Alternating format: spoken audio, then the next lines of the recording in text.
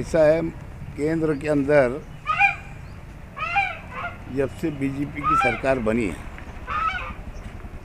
मोदी जी, अमित शाह जी और दीगर उनके जो लीडरान हैं,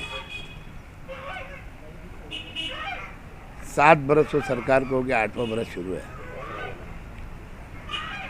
और वहाँ से लेकर अभी तक जहाँ जहाँ अपोजिशन पार्टियों की सरकारें हैं, चाहे वो ममता बनर्जी की सरकार हो, महाराष्ट्र की महागठबंधन की सरकार हो, या फिर छत्तीसगढ़, राजस्थान, या फिर बिहार में लालू यादव जी के पूरे पक्ष के तमाम लोग हो, जहाँ इनके खिलाफ में सरकारें हैं, वहाँ सीबीआई, ईडी, सेंट्रल एजेंसियों का उन्होंने इस्तेमाल करना शुरू किया है। अगर किसी ने इनके खिलाफ अगर आवाज़ उठाई, बीजेपी के कोई भी लीडरों के खिलाफ अगर बोला, फट से उनके घर पे सीबीआई, ईडी की चौकसी शुरू हो जाती है। और ऐसे गुर्गे तैयार करके रखे हैं। पहले भी सरकारें रहा करती थी कांग्रेस की, या कांग्रेस के हटके भी सरकारें आई, जनता पार्टी की भी सरकार आई, अलग अलग पार्टियों की सरकार मिलकर बने भी, लेकिन वो लोगों ने और कांग्रेस के लोगों ने ऐसा कभी नहीं किया। हाँ, जहाँ सीबीआई को खुद लगता था कि यहाँ कुछ करने की ज़रूरत है, या ईडी को कुछ करने की ज़रूरत है, तो वहीं पे ये एजेंसियाँ वहाँ जा कर के कुछ चौकसी करा करती थी और उसका इस्तेमाल होता था। मलिक साहब जो है, पिछले 2-3 महीना कंटिन्यू समीर वानखेड़े के खिलाफ बोलते रहे, और उस ताल्लुक से सरकार के ऐसे अधिकारियों के या दीगर सरकार के, बीजेपी सरकार के खिलाफ अगर बोलते रहे। अब ये जो मामला इन्होंने उठाया है,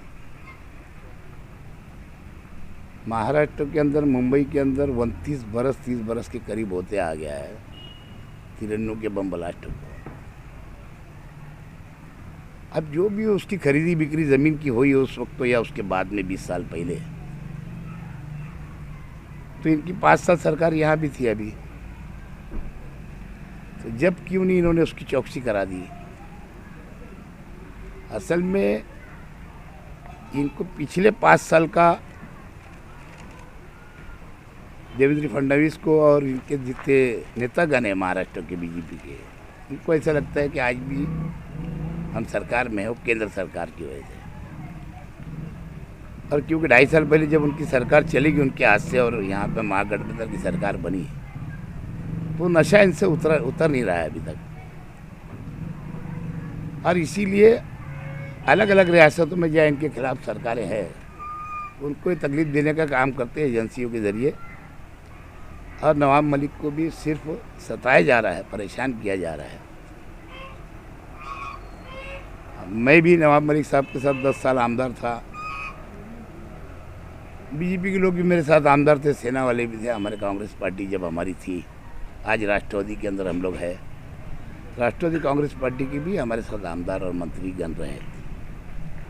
लेकिन जब भी हमने देखा नहीं कि यहाँ कभी ऐसा इस तरीके का सलूक, जबकि केंद्र में कांग्रेस की यूपीए सरकार थी, लेकिन जब भी कभी महाराष्ट्र की उस वक्त की सरकार ने या ऊपर की केंद्र की यूपीए सरकार ने कभी ऐसी चीज़ें नहीं करी हैं।